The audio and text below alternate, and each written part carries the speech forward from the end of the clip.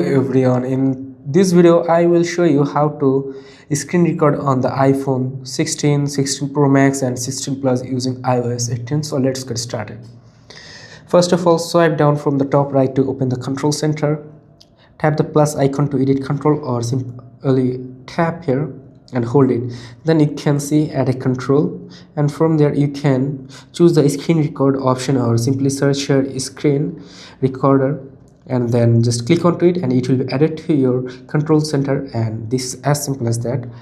And the second step is to start a screen recording. Open the control center again and just click on this option, which is basically screen recording option, or you can say screen recording button. A 3-second countdown will begin when the recording will start. Before starting the recording, the 3-second countdown will be begin, and that's it. Now your screen is now being recorded.